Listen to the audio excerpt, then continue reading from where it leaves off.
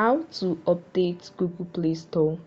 Hi friends, welcome to TechSolve. Today I will guide you on how to update the Google Play Store app. So guys, follow this step to learn how to do so. Open the Google Play Store app on your device. Now tap on your profile picture icon at the top. Then you tap on Settings. In the Settings menu, tap on the last option, which is About. And in the Play Store version section, you can see if an update is available in some device, the Play Store will automatically begin updating.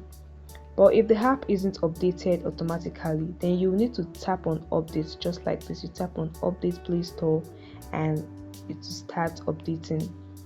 However guys, ensure you are connected to the internet and have sufficient space on your device.